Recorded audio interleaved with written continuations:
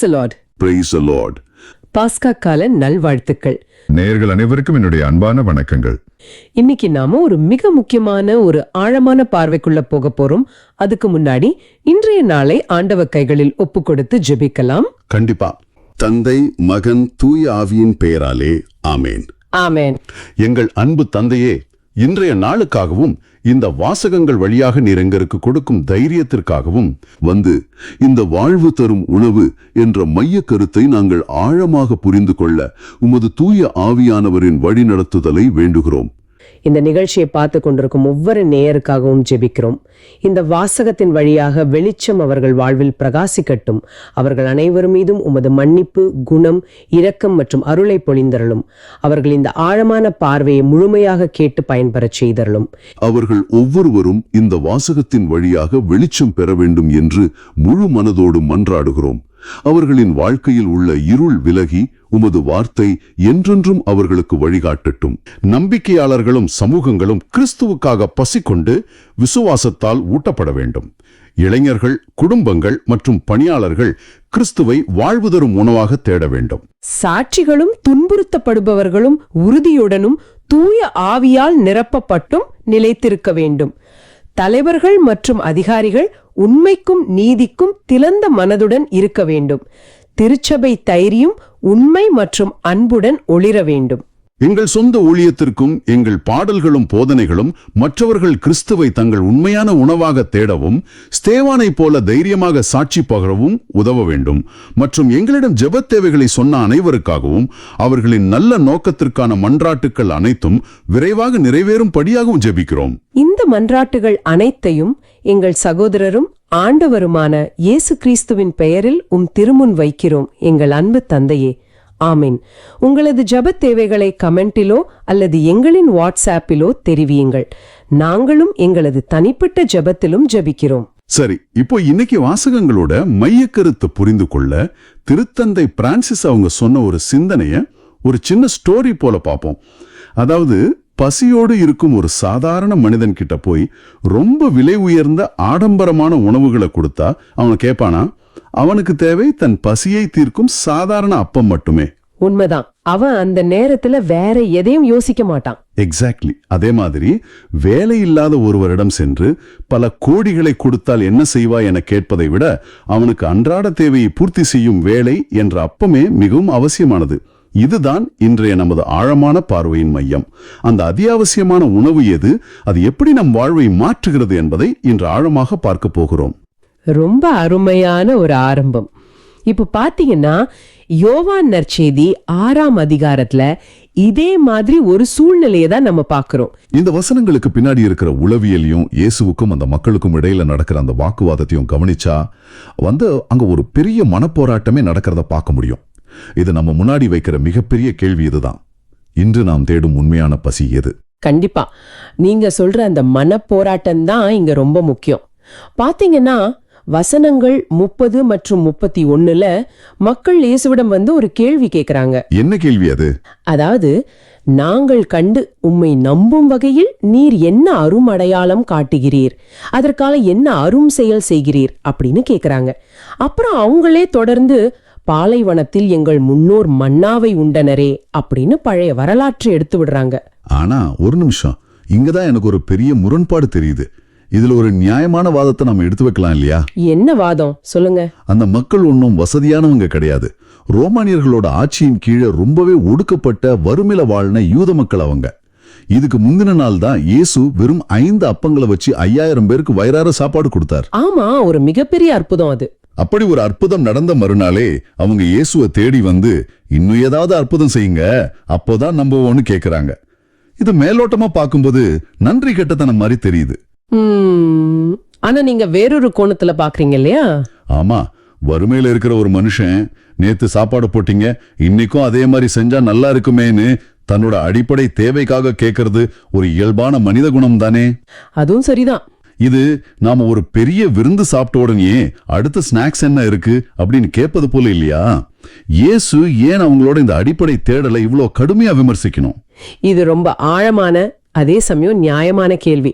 அவங்க வறுமையில இருந்தாங்க, சாப்பாடு கேட்டாங்க, அதுல என்ன தப்புன்னு நம்ம நினைக்கலாம். ஆமா, அதுதான் என்னோட கேள்வியும். ஆனா இங்க பிரச்சனை அவங்களோட வயிற்றுப்பசி கிடையாது, அவங்களோட எதிர்பார்ப்போ அவங்க இயேசுவை எப்படி பார்த்தாங்கங்கிறதும் தான். முதல் நூற்றாண்டு யூதர்களோட மனநிலைய நாம கொஞ்சம் புரிஞ்சுக்கணும். ஓ, அவங்களோட வரலாற்று பின்னணி சொல்றீங்களா? கரெக்ட். அவங்க பல வருஷமா ஒரு மெசியாவை, அதாவது ஒரு மீட்பரை எதிர்பார்த்து காத்துக்கிட்டு இருந்தாங்க. அவங்களோட எதிர்பார்ப்பு என்னன்னா, அந்த மெசியா மோசையை விட பெரிய ஆளா இருக்கணும். மோச பாலைவனத்துல 40 வருஷம் அவங்க முன்னோர்களுக்கு வானத்திலேருந்து மன்னாவை கொண்டு வந்து கொடுத்தார். அதே மாதிரி வரப்போற புதிய மெசியாவும் ரோமானியர்களை அடிச்சு விரட்டிட்டு தங்களுக்கு தினமும் வானத்திலிருந்து இலவசமா சாப்பாடு கொண்டு வருவான்னு அவங்க நம்பினாங்க. ஓ, அப்போ அவங்க இயேசுவ ஒரு ஆன்மீக மீட்பரா பார்க்கல, தங்களோட பொருளாதார பிரச்சனைகளை தீர்க்க வந்த ஒரு அரசியல் தலைவரா பார்த்திருக்காங்க. நிச்சயமா. அல்லது ஒரு ஏடிஎம் மெஷின் மாதிரி தங்களுக்கு தேவையானதை அப்பப்ப கொடுக்கிற ஒரு ஆளா தான் பார்த்திருக்காங்க போல இருக்கு. 100க்கு 100 சரி. அவங்க இயேசுவ ஒரு முடிவில்லாத சப்ளை செயினா மாத்த நினைச்சாங்க. நேத்து 5000 பேருக்கு உணவு கிடைச்சது பெரிய விஷயம்தான். ஆனா இன்னைக்கு அவங்களுக்கு மறுபடியும் பசிக்குது. அதனால மோசே 40 வருஷம் சாப்பாடு போட்டார், நீங்க ஒரு நாள் தான் போட்டிருக்கீங்க. உங்களை நாங்க முழுசா நம்பணும்னா மோசே செஞ்சதை விட பெருசா நீங்க ஏதாவது செஞ்சு காட்டணும் அப்படின்னு அவங்க பேரம் பேசுறாங்க. இது கேட்கும் போது இன்னைக்கு இருக்கிற ஒரு டோபமைன் அடிக்ஷன் மாதிரி தோணுது. டோபமைன் அடிக்ஷனா? அதை கொஞ்சம் விளக்குங்களேன். அதாவது நாம சமூக வலைத்தளங்கள்ல ஒரு வீடியோவை மாத்தி ஒரு வீடியோவை ஸ்க்ரோல் பண்ணிக்கிட்டே இருப்போம் இல்லையா? ஆமா, அது ஒரு பெரிய பழக்கமாவே மாறிடுச்சு. ஒரு வீடியோ நமக்கு ஒரு சின்ன சந்தோஷத்தை கொடுக்கும், ஆனா அது முடிஞ்ச அடுத்த செகண்டே மூளை அடுத்து என்ன, அடுத்த வீடியோ எங்க அப்படின்னு தேட ஆரம்பிச்சிடும். ஒரு திருப்தியே இருக்காது. அந்த மக்கள் நேத்து சாப்பிட்ட அப்பத்தோட திருப்தி முடிஞ்சிருச்சு, இப்போ அடுத்த அற்புதம் வேணும்னு கேக்குறாங்க. இதுல எந்த வித்தியாசமும் எனக்கு தெரியல. எக்ஸாக்ட்லி. அந்த டோபமைன் உதாரணம் இங்க ரொம்ப பொருத்தம். மனிதர்கள் எப்பவுமே கண்களால காணக்கூடிய தற்காலிகமான ஒரு ஹிட்டுக்காக தான் காத்துக்கிட்டு இருக்கிறாங்க. ஒரு பெரிய அற்புதம் நடந்தா அந்த அற்புதம் நடந்த அன்னைக்கு நம்ம ரொம்ப சந்தோஷப்படுவோம். ஆனா அடுத்த நாளே அந்த அற்புதம் நமக்கு ஒரு சாதாரண விஷயமா மாறிடும். ஆமா, நம்ம மூளை அதை நார்மல் ஆக்கிடும். கரெக்ட். இதையே இன்றைய நவீன கால சவால்களோடு கொஞ்சம் இணைச்சு பாருங்களேன். இன்னைக்கும் நாம பல நேரங்கள்ல ஆண்டவர்கிட்ட எப்படி ஜெபம் பண்றோம்? ஆண்டவரே, எனக்கு நேத்து உதவி செஞ்சீங்க, ரொம்ப நன்றி. ஆனா இன்னைக்கு எனக்கு இந்த பெரிய சிக்கல் இருக்கு, இதை தீர்த்து வைங்க, அப்போதுதான் நான் உம்மை முழுசா நம்புவேன் அப்படின்னு சொல்றோம். ஆமா, நீங்க எனக்கு இதை செஞ்சா நான் உங்களுக்கு அந்த காணிக்கையை செலுத்துறேன் அப்படின்னு ஒரு வியாபாரம் பேசுறோம் இல்லையா? கரெக்ட். உலக பிரகாரமான காரியங்கள் கிடைச்சா மட்டும்தான் ஆண்டவர் நம்ம கூட இருக்காருன்னு நாம நம்புறோம். ஆனா இயேசு அவங்களோட அந்த மேலோட்டமான வரலாற்று ரீதியான சிந்தனைய உடைக்க விரும்புறார். அதுக்காக தான் வசனங்கள் 32 மற்றும் 33ல இயேசு அவங்களோட மொத்த வரலாற்று பார்வையுமே மாத்தி எழுதுறார் போல இருக்கு. ஆமா, அவர் என்ன சொல்றாருன்னு பாருங்க. அவர் ரொம்ப தெளிவா சொல்றார், உங்களுக்கு உணவு அருளியவர் மோசே அல்ல, வானிலிருந்து உங்களுக்கு உண்மையான உணவு அருள்பவர் என் தந்தையே. ஆண்டவர் தரும் உணவு வானிலிருந்து இறங்கி வந்து உலகுக்கு வாழ்வளிக்கிறது அப்படின்னு சொல்றார். கரெக்ட். அவங்க மோசேன்னு சொல்லிட்டு இருந்தாங்க. ஆனா இயேசு அது மோசே இல்ல, என் தந்தை தான் கொடுத்தாருன்னு அவங்க பார்வையே திசை திருப்புறார். ஆனா இங்க எனக்கு இன்னொரு சந்தேகம் வருது. சொல்லுங்க, என்ன சந்தேகம்? இயேசு ஏன் இங்க மோசேக்கும் தன்னுடைய தந்தைக்கும் இடையே ஒரு தெளிவான வித்தியாசத்தை காட்டுகிறார்? உண்மையான உணவு என்று அவர் சொல்வது நாம் தினமும் உழைத்து சாப்பிடும் உணவை விட எப்படி பெரியது? அந்த மன்னாவுக்கும் இயேசு சொல்ற இந்த உணவுக்கும் என்ன பெரிய வித்தியாசம்? இங்கதான் இயேசு ஒரு பெரிய ஆன்மீக உண்மையை உடைக்கிறாரு. மக்கள் நினைச்சிட்டு இருந்தாங்க பாலைவனத்துல உங்களுக்கு மன்னா கொடுத்தது மோசே தான்னு. ஆனா இயேசு சொல்றார், அந்த மன்னா மோசே கொடுத்தது கிடையாது. ஆண்டவர் உடல் பசிய தீர்க்கிறதுக்காக தற்காலிகமாக பெய்ய செய்த ஒரு உணவு அது. அந்த மன்னாவோட தன்மை என்ன தெரியுமா? என்ன தன்மை? இன்னைக்கு பொறுக்குனா இன்னைக்கு மட்டும்தான் சாப்பிடலாம். யாராவது பேராசைப்பட்டு நாளைக்கு கிடைக்குமோ கிடைக்காதோன்னு அதை சேர்த்து வச்சா அடுத்த நாள் காலையில அதுல புழு வச்சு கெட்டு போயிடும். ஆனா அது ரொம்ப ரொம்ப தற்காலிகமானதுன்னு சொல்ல வர்றீங்க? ஆமா, அது மட்டும் இல்லாம அந்த மன்னாவை சாப்பிட்ட அந்த முன்னோர்கள் எல்லாரும் காலப்போக்குல இறந்துதான் போனாங்க. அது உங்களுக்கு நிலை வாழ்வு கொடுக்கல. ஓ, புரியுது. ஆனா தந்தை தரும் உண்மையான உணவு என்பது அப்படிப்பட்ட தற்காலிகமான விஷயம் அல்ல. அது மனிதனுடைய ஆன்மாவின் நிரந்தர பசியை போக்குகிற ஒன்று. அதாவது நாம நம்ம வாழ்க்கையில இருக்கிற ஆன்மீக வெறுமைய எந்த ஒரு தற்காலிகமான உலக பொருளாலும் நிரப்ப முடியாதுன்னு இயேசு சுட்டி காட்டுறா. சரியா? 100க்கு 100 சரி. இது எனக்கு எப்படின்னா, ஒருத்தனுக்கு ரொம்ப தாகமா இருக்கும்போது அவனுக்கு தண்ணி கொடுக்காம உப்பு தண்ணியோ அல்லது ஸ்வீட்டை கொடுத்தா எப்படி இருக்குமோ அது மாதிரி தோணுது. ரொம்ப ஆழமான சிந்தனை. அவன் அதை சாப்பிட்டா அவனோட தாகம் இன்னும் அதிகமாகுமே தவிர குறையாது. ஆமாங்க. இத இன்றைய காலகட்டத்தோட ஒப்பிட்டு பார்ப்போம். இன்னைக்கு மனிதர்களாகிய நாம் எந்த மன்னாவை தேடி ஓடிக்கிட்டு இருக்கோம்? நம்ம வாழ்க்கையோட தேடல் என்னவா இருக்கு? நாம எல்லாரும் பணம், பதவி, புகழ் இது பின்னாடிதான் ஓடுறோம். கரெக்ட். ஒரு நல்ல வேலை, பேங்க் பேலன்ஸ், மத்தவங்க முன்னாடி நமக்கு கிடைக்கிற அங்கீகாரம், இதுக்காக தான் நம்ம ராப்பகலா உழைக்கிறோம். ஆனா இது எல்லாமே என்னது? ஒரு நாள் காலியாகிவிடும் தற்காலிக மன்னாக்கள் தான், இல்லையா? நிச்சயமா. நீங்க எவ்வளவு பெரிய பதவியில இருந்தாலும், எவ்வளவு பணம் சம்பாதிச்சாலும், ஒரு கட்டத்துல மனசுக்குள்ள ஒரு பெரிய வெறுமை வரும். அடுத்து என்ன, நான் என்ன சாதிச்சேன், இதுக்காகவா இவ்வளவு கஷ்டப்பட்டேன் அப்படிங்கிற ஒரு இருண்ட கேள்வி வரும். இருந்தாலும் சரி, பணக்காரங்களா இருந்தாலும் சரி, அவங்க மன அழுத்தத்திலையும் விரக்தியிலையும் தவிக்கிறதுக்கு காரணமே இதுதான். அவங்க தற்காலிகமான மன்னாவை வச்சு நிரந்தரமான ஆன்ப பசியை தீர்க்க பாக்குறாங்க. அது சாத்தியமே இல்ல. அந்த நிலைவாழ்வு தரும் உணவை தந்தை மட்டுமே தர முடியும். ஆனா இத இயேசு சொன்ன உடனே அங்க இருந்த மக்கள் அதை புரிஞ்சுக்கிட்டாங்களாம். 34வது வசனத்துல மக்கள் ரொம்ப ஆர்வமா, ஐயா இவ்வுணவை எங்களுக்கு எப்போதும் தாரும் அப்படின்னு கேக்குறாங்க. நிஜமா சொல்லணும்னா அவங்களுக்கு ஒண்ணுமே புரியல. அவங்க இன்னும் அதே பழைய மனநிலையில தான் இருக்காங்க. ஓ, அப்படியா? எப்படி சொல்றீங்க? சமாரியா பெண் கிட்ட இயேசு வாழ்வு தரும் தண்ணீர் பத்தி பேசும்போது அவங்க என்ன கேட்டாங்க? ஐயா எனக்கு இனிமே தாகமே எடுக்காதபடி, நான் இங்க வந்து தண்ணீர் இறைக்காதபடி அந்த தண்ணீரை கொடுன்னு கேட்டாங்களே, அதே மாதிரி இங்கேயும் கேக்குறாங்க. ஓஹோ, அவங்க இன்னும் உலக பிரகாரமான ஒரு சூப்பர் சாப்பாட்டை தான் இயேசு கொடுக்க போறாருன்னு நம்பிக்கிறாங்க. ஆமா, ஒருவேளை இந்த சாப்பாட்டை ஒரு தடவை சாப்பிட்டா இனிமே உழைக்கவே தேவையில்லை, டெய்லி வயிறு நிறைஞ்சிரும்னு அவங்க கணக்கு போட்டிருக்கலாம். புரியுது. அவங்களுக்கு இயேசு கொடுக்க போற அந்த பரிசு தான் முக்கியமா இருந்துச்சே தவிர அந்த பரிசை கொடுக்கிறவரான இயேசுவை அவங்க இன்னும் அடையாளம் காணல. கரெக்ட். அந்த இடத்துல தான் இயேசு ஒரு மிகப்பெரிய திருப்பு முனையை கொண்டு வராரு, இல்லையா? 35வது வசனம் இந்த மொத்த வாசகத்தோட உச்சக்கட்டம் இதுதான். ஆமா, அவர் என்ன சொல்றாருன்னு கவனிங்க. இயேசு அவங்க கிட்ட, சரி நான் உங்களுக்கு அந்த உணவை வானத்திலிருந்து வரவழைக்கிறேன் அப்படின்னு சொல்லல. மாறாக, வாழ்வு தரும் உணவு நானே, என்னிடம் வருபவருக்கு பசியே இராது, என்னிடம் நம்பிக்கை கொண்டிருப்பவருக்கு என்றுமே தாகம் இராது அப்படின்னு ரொம்ப ஆணித்தரமாக கூறுறார். ஆமா, இது ரொம்பவே சுவாரஸ்யமான இடம். இது எனக்கு எப்படி தோணுதுன்னா, ஒரு பெரிய ரெஸ்டாரண்ட்டுக்கு போறோம், அங்க இருக்கிற வெயிட்டர் கிட்ட நம்ம சாப்பாடு கேட்கிறோம். ஆனா அந்த வெயிட்டர், நான் உங்களுக்கு சாப்பாடு கொண்டு வர மாட்டேன், நான் தான் அந்த சாப்பாடு அப்படின்னு சொன்னா எப்படி இருக்கும்? ரொம்ப அதிர்ச்சியா தான் இருக்கும். இயேசு தன்னை ஒரு விநியோகஸ்தரா காட்டிக்கல. இது ஒருவர் நமக்கு ஒரு பரிசை கொடுப்பதை விட அவரே நமக்கு மிகப்பெரிய பரிசாக மாறுவது போல இருக்கிறது அல்லவா? ரொம்ப ஆழமான சிந்தனை இது. பரிசை கொடுப்பவரை விட அவரே பரிசாக மாறுவது, இதை விட சிறந்த ஒரு விளக்கம் இருக்க முடியாது. ஆமா, எனக்கு அப்படிதான் தோணுச்சு. வாழ்வு தரும் உணவு நானே என்ற இயேசுவின் இந்த வார்த்தைகளில் உள்ள ஆழம் அளவிட முடியாதது. நீங்க பாத்தீங்கன்னா இதோட மூல மொழியில, அதாவது கிரேக்க மொழியில இயேசு எகோ எய்மி அப்படின்னு சொல்றார். எகோ எய்மினா என்ன அர்த்தம்? நான் இருக்கிறேன் அப்படின்னு அர்த்தம். திருவிவிலியத்துல, குறிப்பா பழைய ஏற்பாட்டுல ஆண்டவர் தன்னை மோசேயிடம் வெளிப்படுத்திய ஒரு முக்கியமான நிகழ்வு இருக்கு. ஓ, அது எந்த நிகழ்வு? விடுதலை பயண நூல்ல எரிய முச்செடியிலிருந்து ஆண்டவர் மோசேயிடம் பேசும்போது இருக்கின்றவர் நானே என்று சொன்னார் இல்லையா? ஆமா, எனக்கு ஞாபகம் இருக்கு.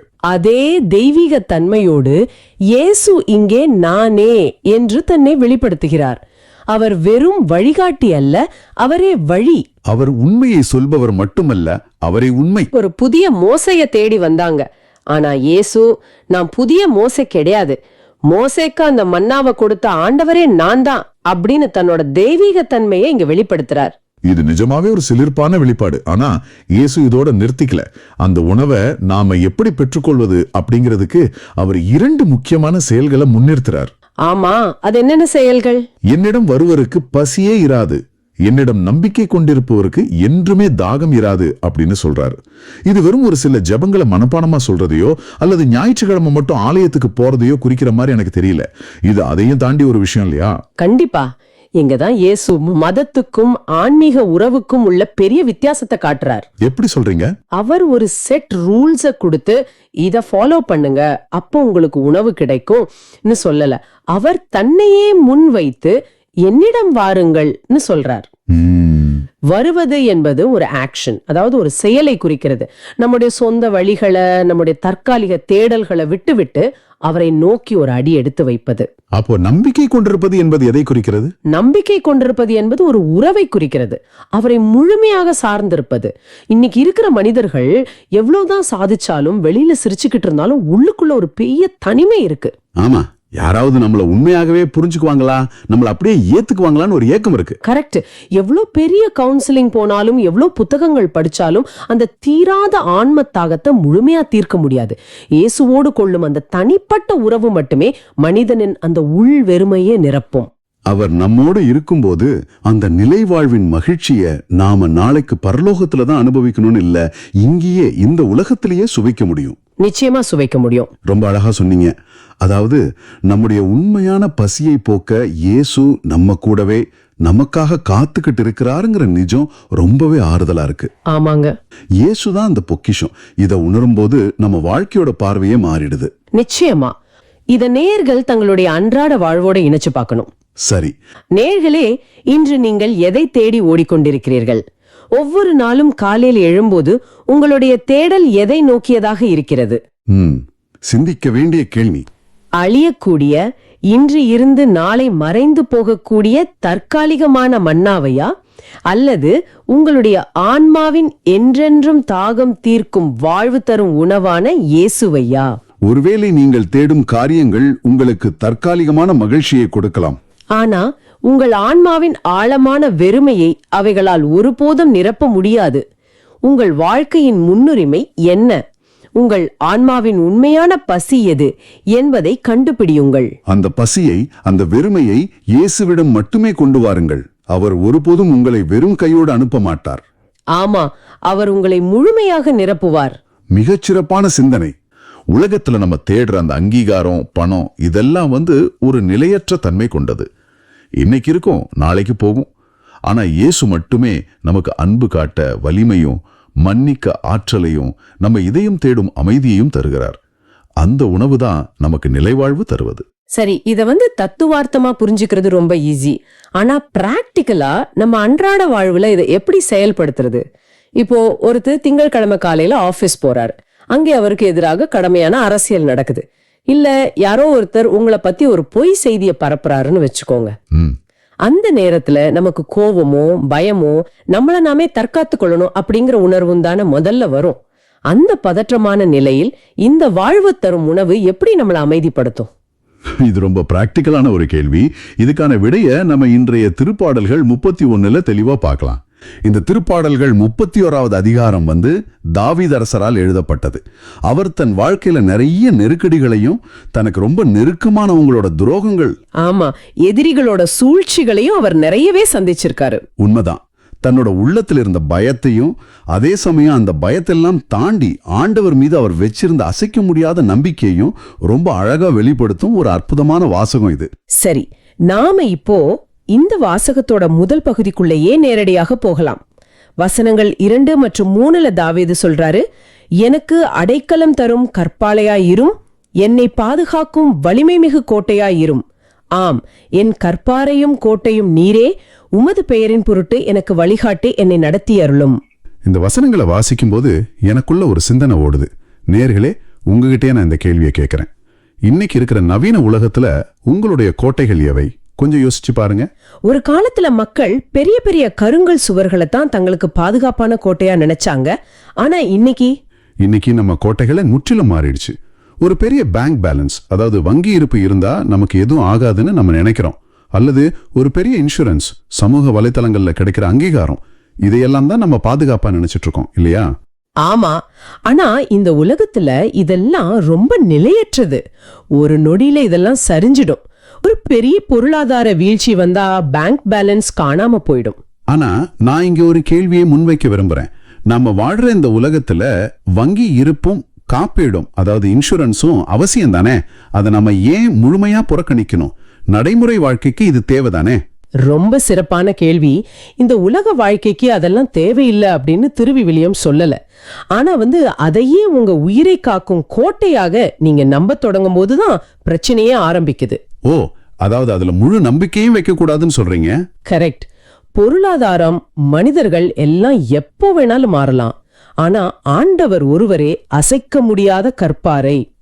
மூலமொழியான எபிரேயத்தோட வரலாற்று பின்னணியில பாத்தீங்கன்னா கற்பாறை அப்படிங்கிறது சாதாரண கல்ல குறிக்காது. அப்போ அது எதை குறிக்குது? அது எதிரிகளால் எளிதில் நெருங்க முடியாத ரொம்ப உயரமான பாதுகாப்பான ஒரு மலையிடத்தை குறிக்கும். அப்போ எதிரிகள் கீழே இருந்த அம்புகளை எய்தால் கூட நாம அந்த உயரமான கற்பாறையின் மேல இருந்தா அந்த அம்புகள் நம்மள தாக்காது, நாம ரொம்ப பாதுகாப்பா இருப்போம். அப்படி ஒரு உணர்வு. சரியா? துல்லியமா சொன்னீங்க. நீங்க அந்த கற்பாறையின் மேல நிக்கும் போது கீழே நடக்கிற எந்த ஒரு குழப்பமும் உங்களை பாதிக்காது. அலைகள் எவ்வளவு உயரமா அடிச்சாலும் அந்த ஸ்டோரியில வர்ற மாதிரி அந்த கற்பாறை அசைய போறதில்ல. கண்டிப்பா. அதனாலதான் உலகத்து செல்வங்களை கோட்டையா நம்புறது ஆபத்துன்னு சொல்றோம். இதுல இன்னொன்னையும் நாம கவனிக்கணும். உமது பேரின் பொருட்டு என்னை வழிகாட்டி நடத்தியருளும் அப்படின்னு தாவீது சொல்றாரு. அது எனக்கு ரொம்பவும் பிடிச்ச ஒரு வரி. என்னுடைய தகுதியின் பொருட்டு என்னை காப்பாத்தும் அப்படின்னு அவர் ஆண்டவர்கிட்ட கேட்கல, உமது பேரின் பொருட்டு அப்படின்னு சொல்றாரு. இதோட உளவியல் என்ன? இது மனித மனசுக்கு ஒரு பெரிய ஆறுதல். நம்ம பல நேரங்கள்ல நான் இவ்ளோ ஜெபிக்கிறேனே, நான் இவ்ளோ நல்ல காரியங்கள் செய்யறேனே, அதனால ஆண்டவர் என்னை காப்பாற்றணும் அப்படின்னு நம்ம தகுதியை வச்சு எடை போடுறோம். ஆமா, நாம அடிக்கடி அப்படி நினைக்கிறது உண்டு. ஆனா தாவீது அப்படி செய்யல. ஆண்டவர் நம்மளை வழி நடத்துவது நமது சொந்த தகுதியினாலோ நமது உழைப்பினாலோ கிடையாது. மாறாக ஆண்டவர் தம்முடைய வாக்கு மாறாத தூய இயல்பின் காரணமாகவே நம்மளை வழி நடத்துறார் அப்படிங்கறத இது தெளிவா விளக்குது. அதாவது அவரோட அன்பினால, இரக்கத்தினால நம்மளை ஏத்துக்கிறாரு. ஆமா, அவர் அவராக இருப்பதாலேயே நம்மளை பாதுகாப்பார். இத உணரும் போதே உள்ளத்துக்குள்ள ஒரு பெரிய நிம்மதி கிடைக்குது. நாம நம்ம தகுதியை நிரூபிக்க வேண்டிய அவசியமே இல்ல. சரி, இந்த கற்பாறையின் மேல நாம முழுமையா நம்பிக்கை வச்சுட்டோம் அப்படின்னா அடுத்தபடியா நாம என்ன செய்யணும்? அதுதான் 5வது வசனத்திலையும் இன்றைய வாசகத்தின் பல்லவியிலையும் ரொம்ப அழகா வெளிப்படுது. உமது கையில் என் உயிரை ஒப்படைக்கின்றேன், வாக்கு பெறலாத ஆண்டவரே, நீர் என்னை மீட்டருளி நீர்.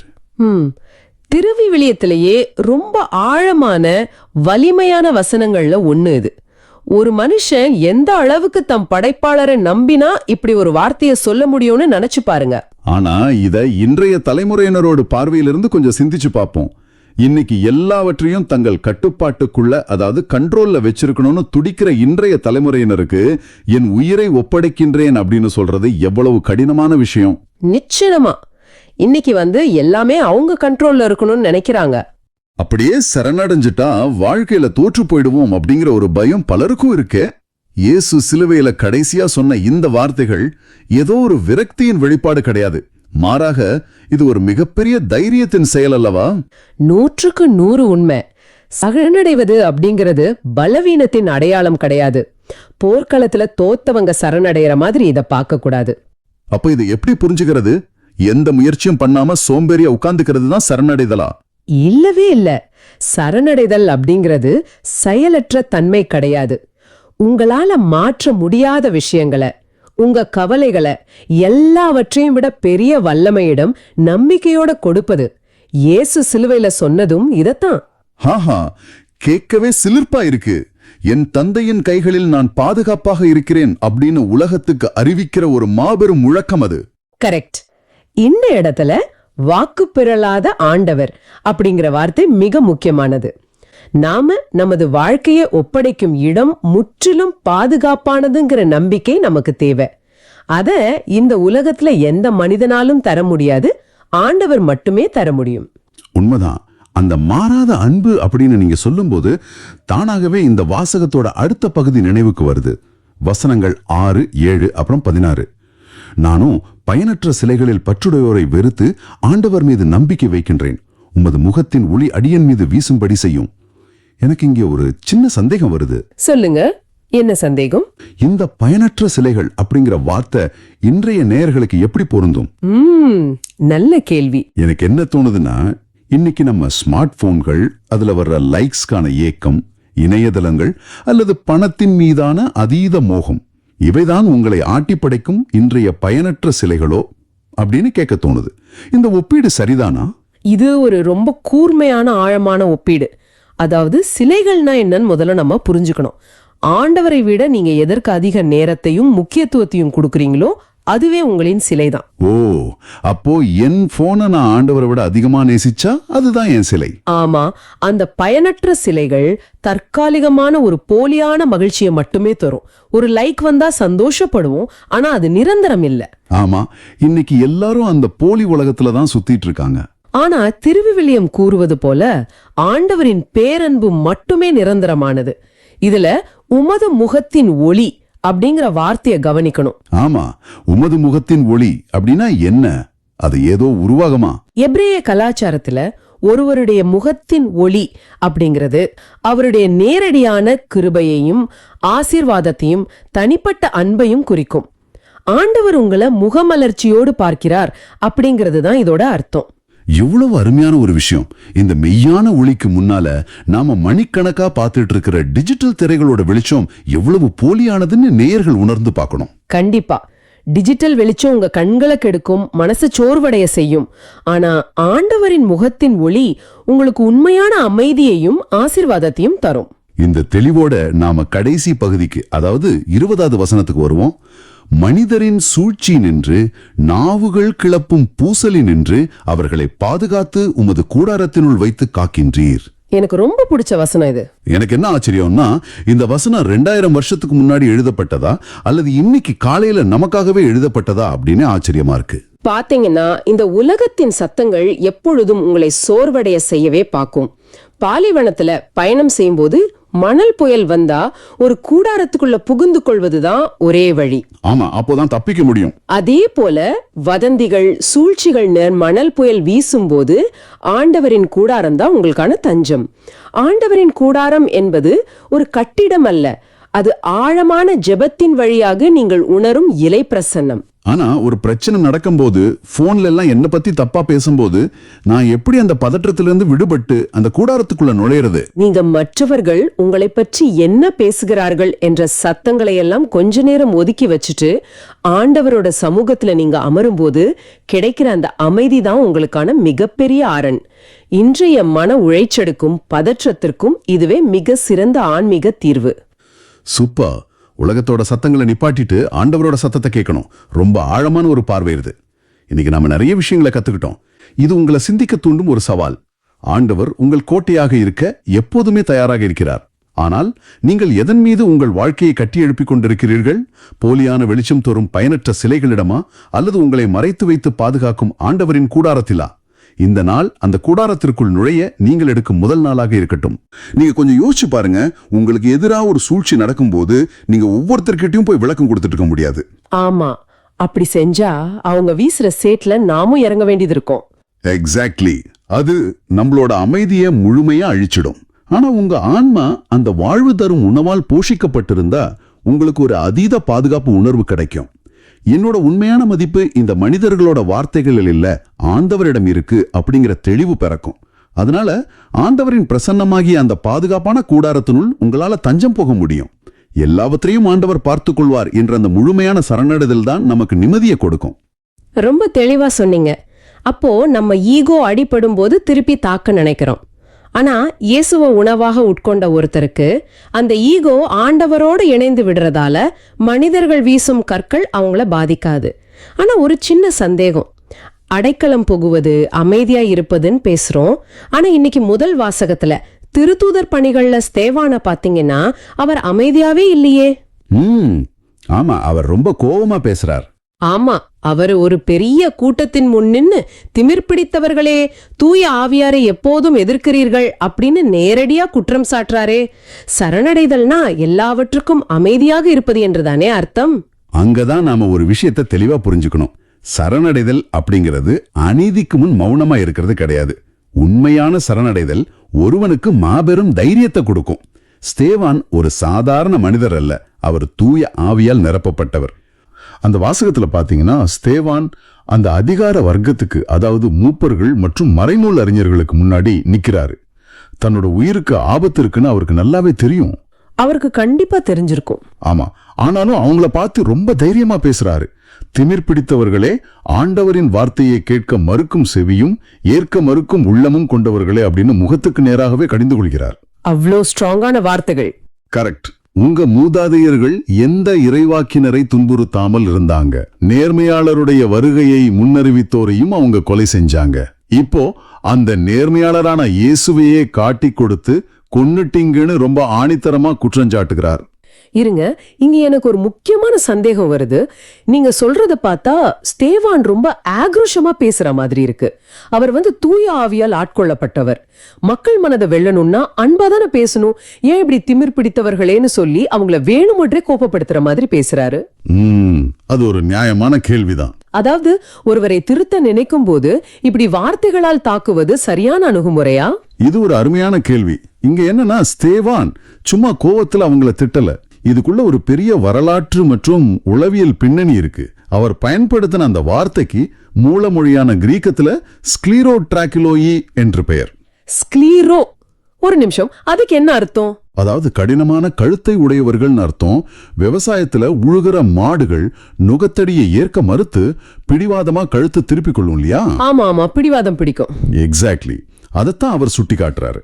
அந்த மூப்பர்கள் தங்களை ரொம்ப அறிவாளிகளாகவும் திருச்சட்டத்தை முழுமையாக பாதுகாப்பவர்களாகவும் நினைச்சாங்க.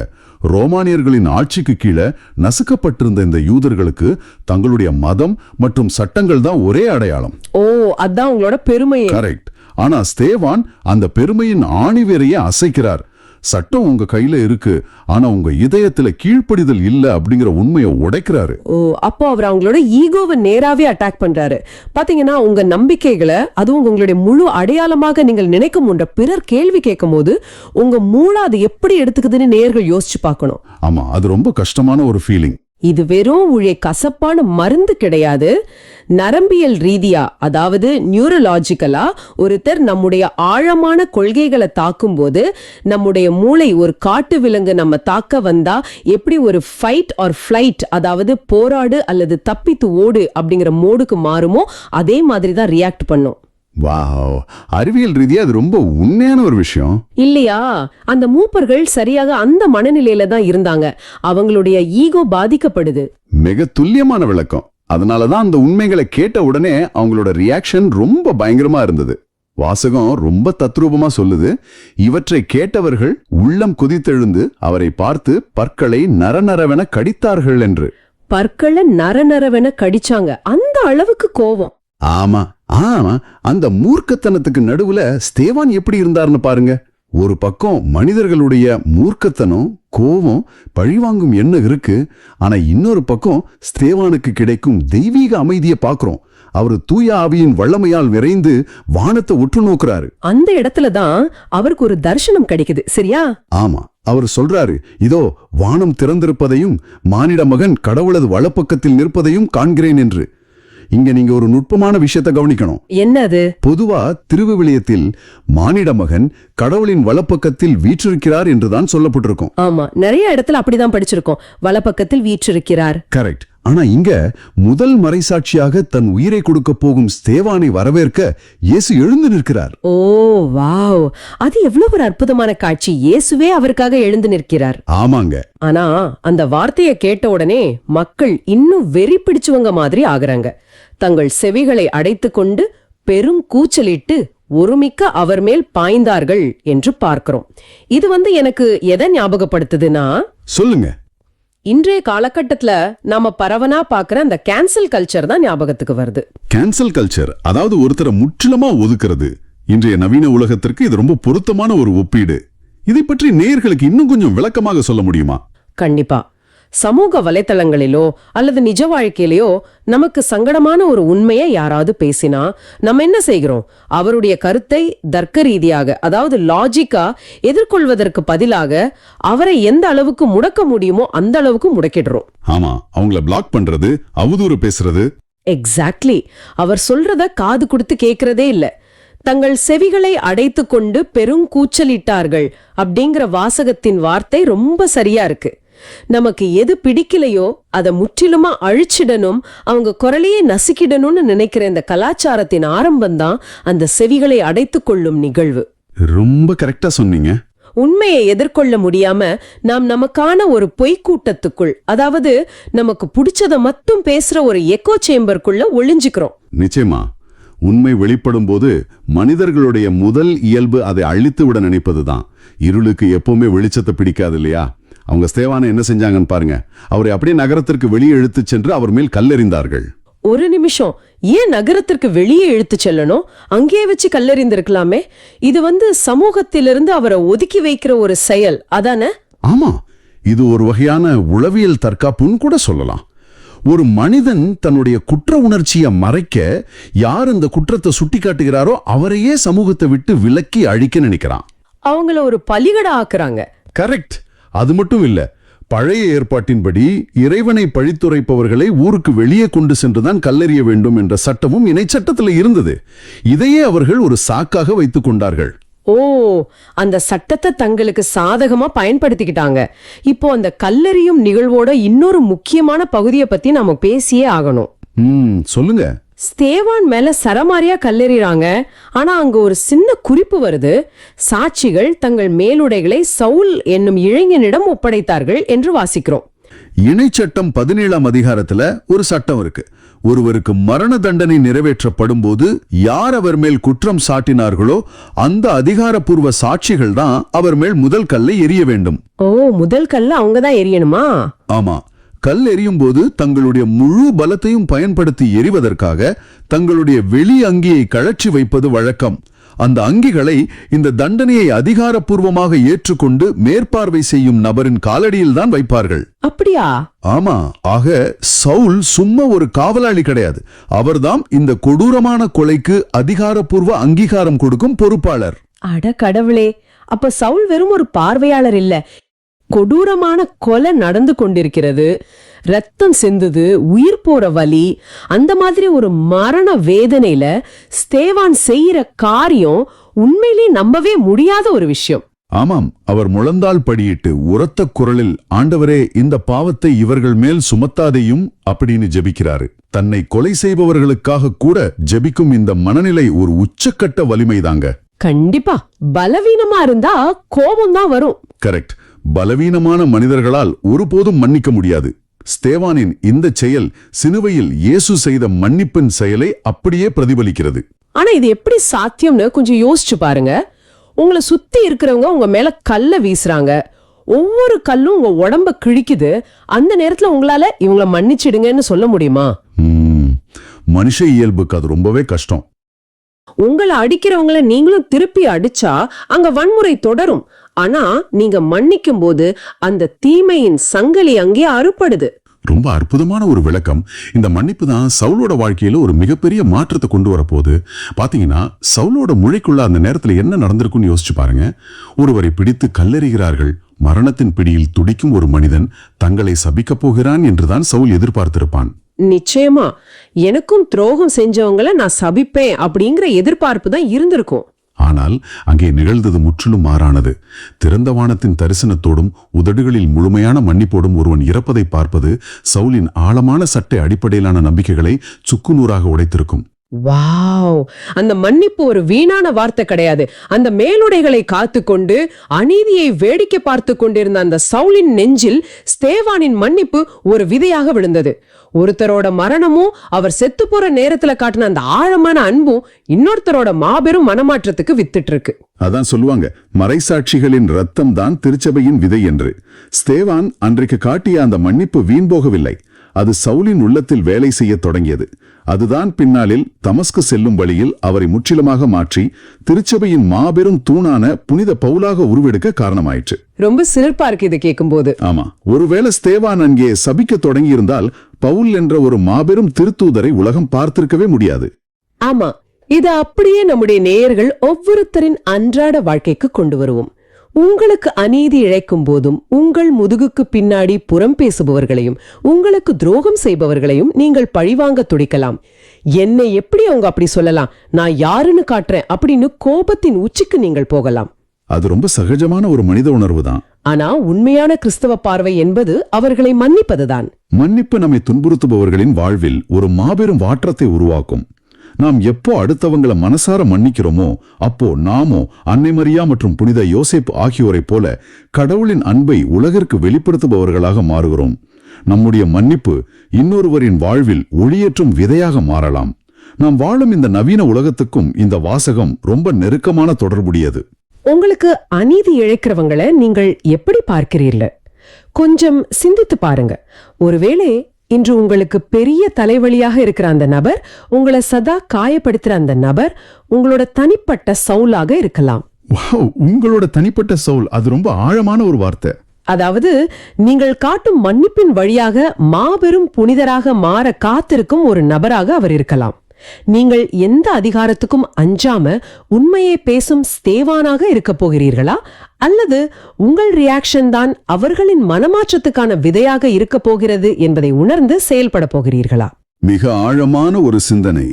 நாம் உண்மையாகவே தூய ஆவியாருக்கு கீழ்ப்படுகிறோமா, அல்லது நம்முடைய ஈகோவுக்கும் பெருமைக்கும் அடிமையாகி செவிகளை அடைத்து கொண்டு கல்லெறியும் கூட்டத்தில் நிற்கிறோமா என்பதை சுய பரிசோதனை செய்து பார்க்க வேண்டிய முக்கியமான தருணம் இது.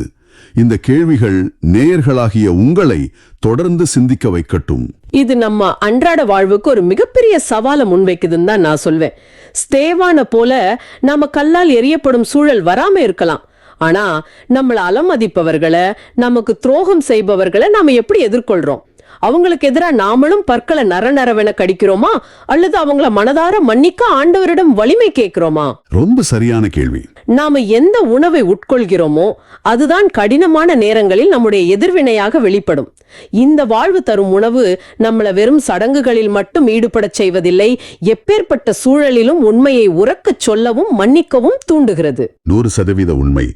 இந்த ஆழமான பார்வையை நிறைவு செய்வதற்கு முன்னாடி நேயர்களுக்காக ஒரு மிக முக்கியமான விஷயத்தை நான் சொல்ல விரும்புகிறேன். உங்களுடைய அன்றாட வாழ்வில் இதை சிந்தித்து பாருங்கள். நீங்கள் கிறிஸ்துவை உணவாக உட்கொண்டு கடினமான சூழ்நிலைகளில் காட்டும் அந்த அமைதியும் பொறுமையும் யாருடையவோ கண்களால் கவனிக்கப்பட்டு கொண்டிருக்கிறது. நீங்கள் காட்டும் மன்னிப்பு உங்கள் குடும்பத்தில் உள்ள ஒருவரின் மனதை மாற்றலாம், உங்கள் சக ஊழியரை சிந்திக்க வைக்கலாம், உங்கள் வாழ்வும் இன்னொருவருக்கு ஒளியாக மாறலாம் என்பதை ஒருபோதும் மறக்காதீங்க. ஆமா, ரொம்ப அருமையான சிந்தனை. இப்போ இந்த நற்செய்திக்கான ஒரு சுருக்கமான ஜெபத்தை சொல்லுவோம். ஆண்டவரே, இன்று நாங்கள் கேட்ட இந்த வார்த்தைகள் எங்கள் இதயத்தில் ஆழமாக பதியட்டும். எந்த சூழ்நிலையிலும் மனிதர்களின் சூழ்ச்சிகளிலிருந்தும் எங்களை காத்து உம்மை மட்டுமே எங்கள் கோட்டையாக நம்பும் வரத்தை தாரும். வாழ்வு தரும் உணவு நானே என்று உண்மையே எங்களுக்கு பகிர்ந்தளித்ததற்காக உமக்கு நன்றி கூறுகிறோம். ஆமென். இந்த நிகழ்ச்சியை பார்த்து கொண்டிருக்கும் ஒவ்வொரு நேயரின் ஆன்ம பசியையும் தாகத்தையும் நீர் மட்டுமே தீர்க்க முடியும் என்பதை இன்று நாங்கள் உணர்ந்து கொண்டோம். அவர்கள் தேடி ஓடும் தற்காலிகமான காரியங்களை விட நிலைவாழ்வு தரும் உண்மையே அவர்கள் பற்றிக்கொள்ள அவர்களுக்கு உதவி செய்யும். ஆமாம் ஆண்டவரே. உமது வார்த்தை என்றென்றும் அவர்கள் உள்ளங்களில் நிலைத்திருக்கட்டும். எங்கள் ஆண்டவராகிய இயேசு கிறிஸ்துவின் பெயரால் மன்றாடுகின்றோம். ஆமேன். ஆமென். இந்த ஆழமான பார்வை உங்களுக்கு பயனுள்ளதாக இருக்குதுன்னு நினைச்சா மற்றவங்களுக்கு இந்த வீடியோவை ஷேர் பண்ணுங்க. நற்செய்தியின் தூதராக இறையாட்சியை எடுத்துரைங்க. நன்றி. நிச்சயமா இது பலருக்கும் பயனுள்ளதா இருக்கும்னு நம்புறோம். மீண்டும் நாளை சிந்திப்போம். இயேசுவுக்கே புகழ். அன்னை மரியே வாழ்க. இயேசுவுக்கே புகழ். அன்னை மரியே வாழ்க.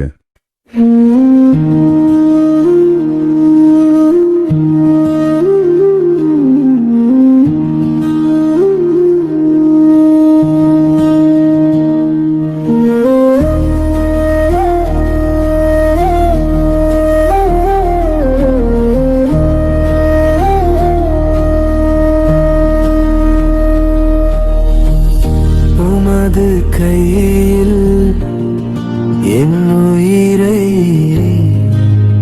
ஒப்படைக்கின்றேன். உமது கையில் என் உயிரை ஒப்படைக்கின்றேன்.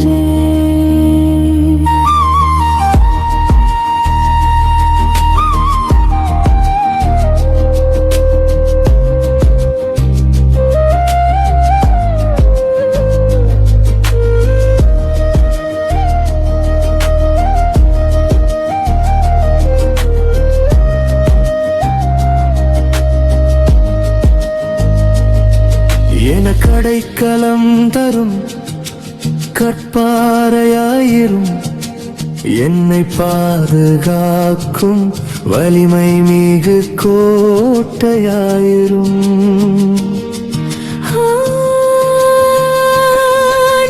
கற்பாறையும் கோட்டை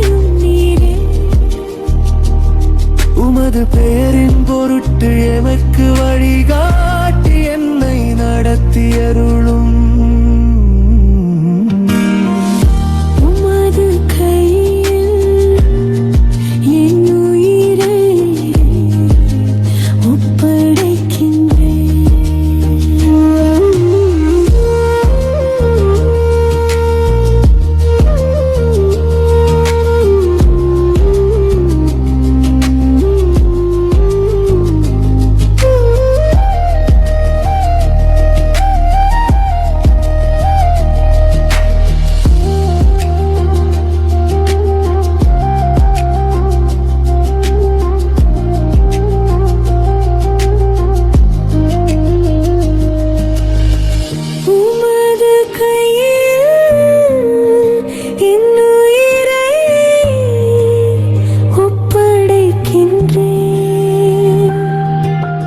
வாக்கு பிறழாத இறைவனாகிய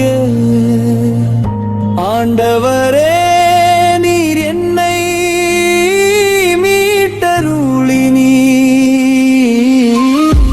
நானோ பயனற்ற சிலைகளில் பற்றுடையோரை வெறுத்து ஆண்டவர் மீது நம்பிக்கை வைக்கின்றேன். உமது பேரன்பில் நான் களி கூர்வேன், அக்களிப்பேன்.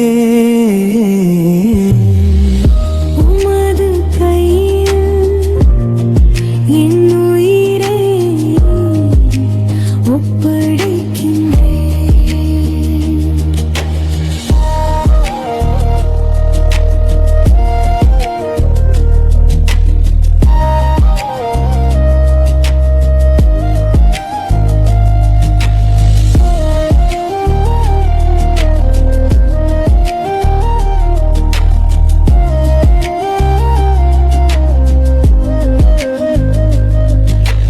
உமது முகத்தின் ஒளியடியேன் மீது வீசும்படி செய்யும்.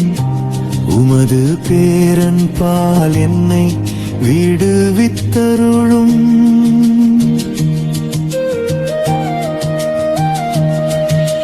மனிதரின் சூழ்ச்சி நின்று அவர்களை காப்பாற்றி உமது முன்னிலையின் மறைப்பினு வைத்துள்ளி.